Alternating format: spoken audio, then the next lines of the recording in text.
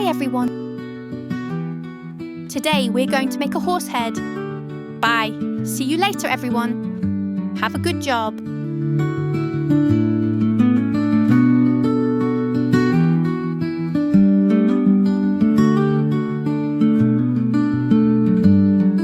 Hey everyone, how's it going? We hope you're doing great. Today we're bringing you another amazing project. And look, this is a project we haven't seen anyone present in a similar way here on YouTube. Before we continue, make sure to subscribe to the channel and leave a like. That really helps us out and keeps us motivated to bring you more and more creative and exclusive projects.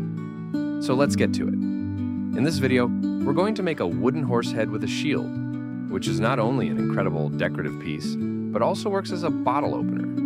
A really cool detail is that this project can be made both on a CNC machine or with simple manual cutting tools, like a jigsaw, so you can build it right at home or in your workshop. And the best part is, for everyone who gets it, we provide the project in both formats. The PDF template for those who want to make it with simple tools, and the DXF file for those who want to cut it on a CNC. For the horsehead part, we decided to make it on the CNC, using a 6mm spiral bit for all the cutting. The wood we chose for this part was Canafistula, a very common wood in my region, but you can go with whichever one you like best.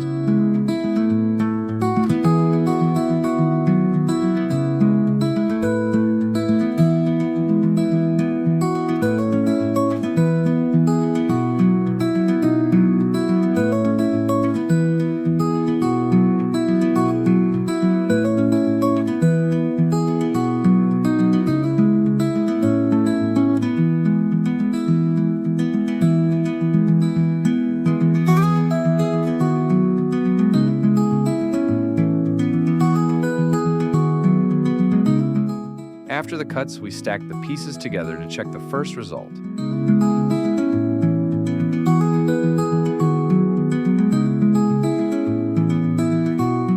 And you can already see it's looking amazing.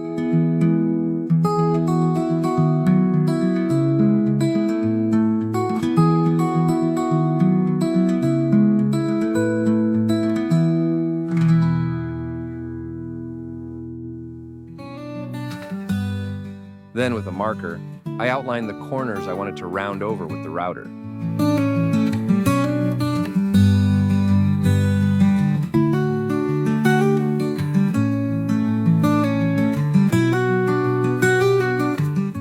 And for that rounding, I used a chamfer bit.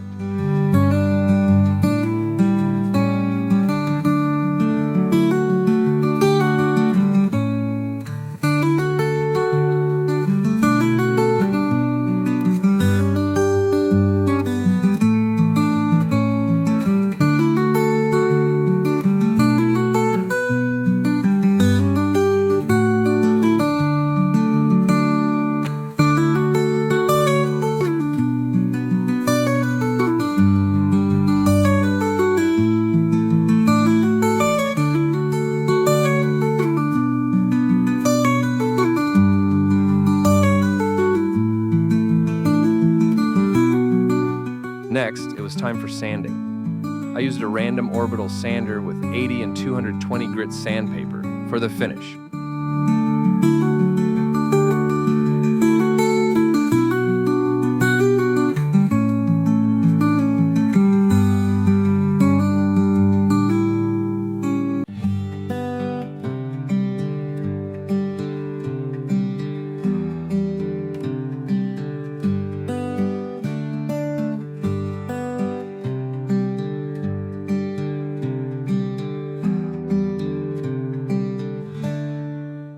After sanding, it was time to protect the wood.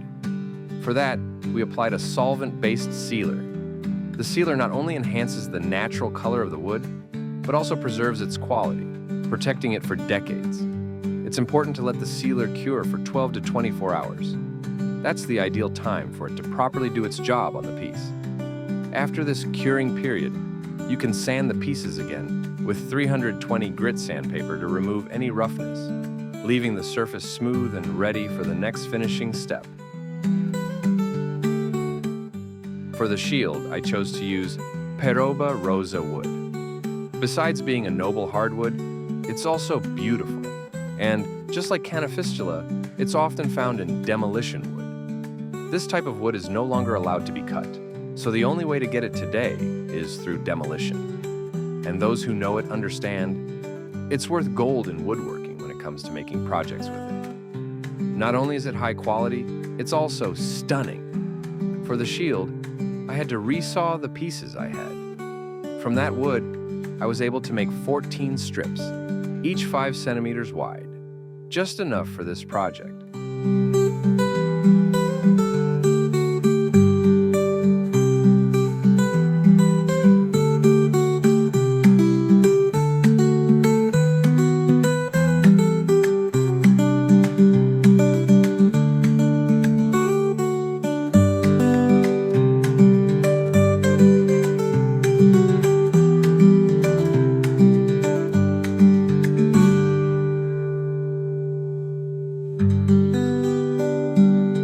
Right after that, it was time to run them through the planer to level them and bring them down to 2 centimeters thick. Once that was done, we glued the strips onto a 9mm MDF base measuring 60 by 65 centimeters. For the gluing, I used Titebond wood glue along with a quick-dry super glue mix and let it cure overnight.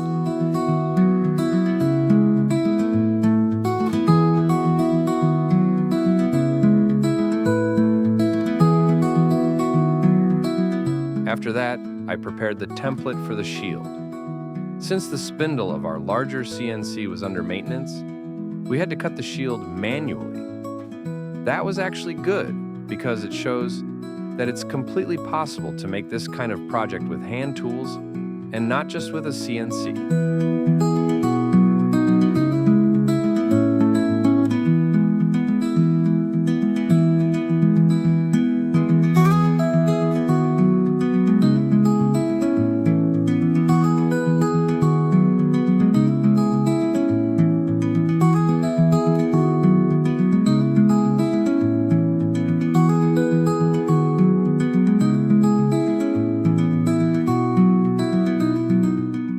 After the glue up, we cut the shield shape with a jigsaw. The one we used is a Makita, a really good one we've had for over 3 years now.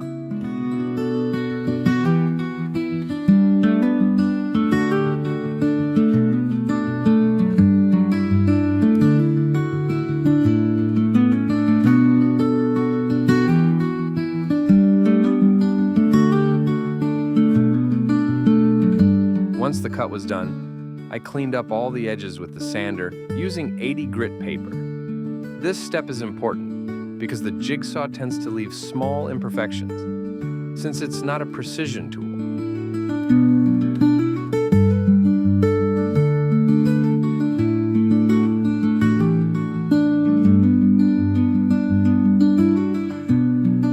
At this stage, I used the router with a 12mm bit to make the grooves where the sisal rope will go, decorating the border of the shield. I'll admit I don't have much practice with the router, but even with a few mistakes, the result came out pretty satisfying.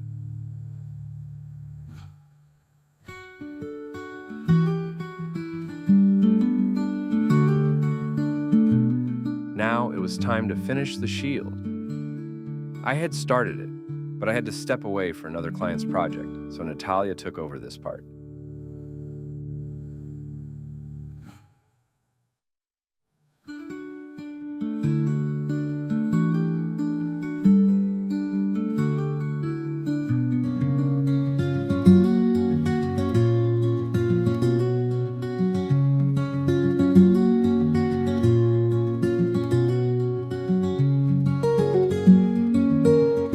The sealing process was also repeated on the shield, since we want everything to have the highest possible quality.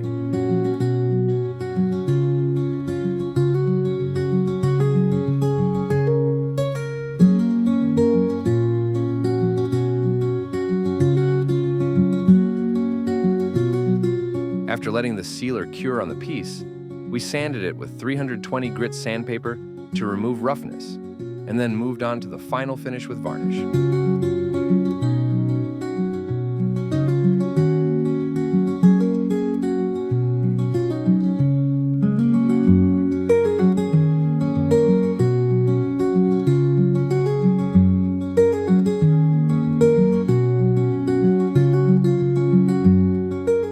used automotive varnish because it gives an amazing result on wood.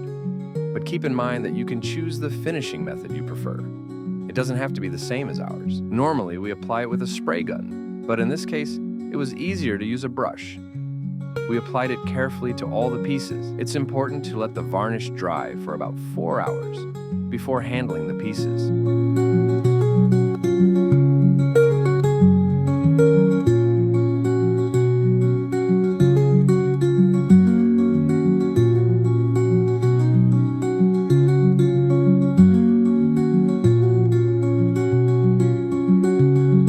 After the varnish dried, we moved on to the final details. On the shield, we attached a 10mm sisal rope using a nailer.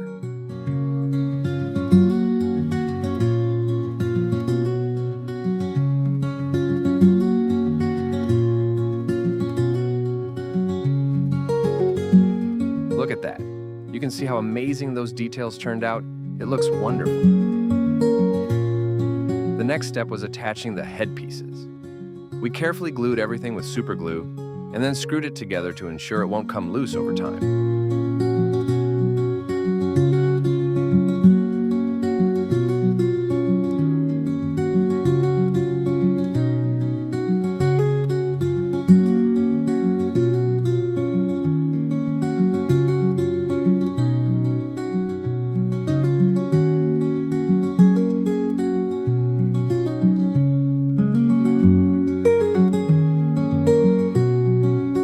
For the final details of the horse, we used 2 leather strips, each 20mm wide, securing them with super glue and small tack nails.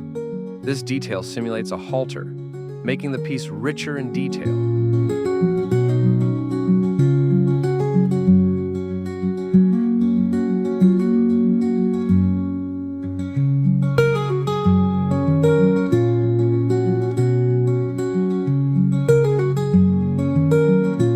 In the final step, we attached the head to the shield using 2 5x50mm screws.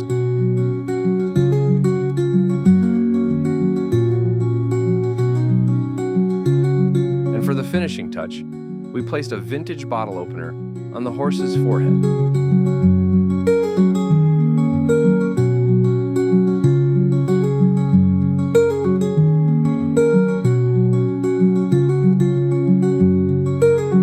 Guys, our project is finished, and we're very happy and satisfied with the final result. And we're sure yours will turn out amazing too.